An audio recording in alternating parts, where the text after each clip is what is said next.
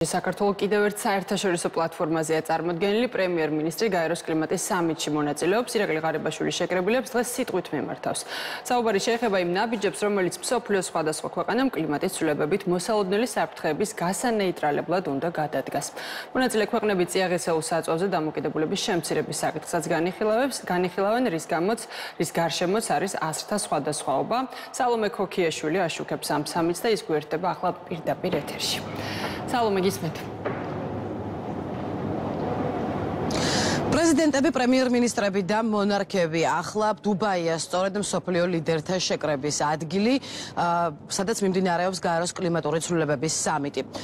ეს არის ამ თემაზე ორიენტირებული ყველაზე მასშტაბური ღონისძიება და სტუმართა რაოდენობაც მოწმობს ამ მასშტაბებზე 70,000-ზე მეტი დელეგატი, 190-ზე მეტი ქვეყნის დელეგაცია და 160-ზე მეტი ქვეყნის ლიდერი არის შეკრებილი დუბაიში იმისთვის, რომ იმსჯელონ ერთ ყველაზე მნიშვნელოვან საკითხზე, ეს არის კლიმატური ცვლილებები და გლობალური დათბობა, საკითხები, რომლებიც პლანეტის მაცხოვრებელ უკულებრივ ყველა მოქალაქეს შეეხება. დღის წესრიგში, რა თქმა უნდა, გლობალური დათბობა არის განსაკუთრებით აქცენტირებული თემა და ლიდერები ამ კონფერენციის, ამ სამიტის ფარგლებში იმსჯელებენ, მათ შორის იმაზეც, როგორ უნდა გაიზარდოს გლობალური დათბობის წინააღმდეგ მიმდინარე პროექტების დაფინანსება და რა უნდა გააკეთონ ნავთობის მწარმოებელმა ქვეყნებმა იმისათვის, რომ ზიანი შეამცირონ.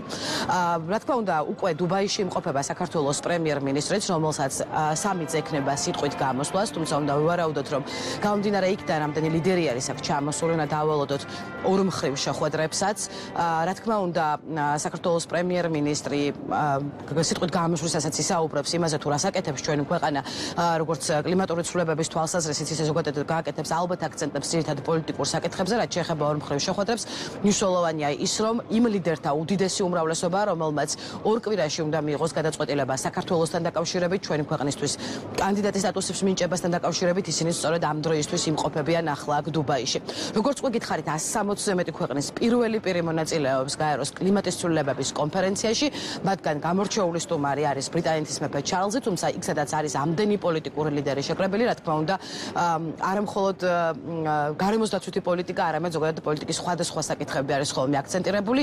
გითხრეს ახლაც, რომ ეს პლატფორმა ამავდროულად იქნება გამოყენებული იმაზე სასაუბროდ, რა გამოწვევების წინაშე დგას მსოფლიო, მათ შორის მაგალითად ისრაელსა და ჰამას შორის მიმდინარე ომის დღის წესრიგში რჩება, რა თქმა უნდა, უკრაინაში მიმდინარე ომით, საკმაოდ დატვირთული არის გაეროს კლიმატური ცვლილებების სამიტის დღის წესრიგი, როგორც უკვე გითხარით, ჩვენ ინფორმაციით დატვირთული იქნება საქართველოს პრემიერ-მინისტრის და ქართული დელეგაციის დღის წესრიგიც პრემიერ-მინისტრის სიტყვით გამოსვლას ჩვენ ველოდებით მოგვიანებით, უკვე დღევანდელ ამ წუთებში კი ჩვენი ინფორმაციით ირაკლი ღარიბაშვილი მონაწილეობს უკვე გახსნის ოფიციალურ ცერემონიალში. მანამდე, რა თქმა უნდა, გაეროს გენერალური მდივანმა უმასპინძლა დუბაიში ჩამოსულ სტუმრებს გახსნის ოფიციალური ცერემონიალის შემდეგ უკვე გაეროს ტრიბუნას დაიკავებენ მსოფლიო ლიდერები იმისათვის, რომ კიდევ ერთხელ გააგონონ მსოფლიოს საკუთარი სათქმელი, განსაკუთრებით, როგორც უკვე გითხარით, იმ თემაზე, რომელიც უკავშირდება კლიმატურ ცვლილებებს, რომელიც უკავშირდება გლობალურ დათბობას და რომელიც არის პრობლემა, რომელსაც თითოეული მოქალაქე პლანეტაზე თანაბრად გრძნობს. მადლობა სალომე ქოქიაშვილი გვერდებოდა პირდაპირ ეთერში.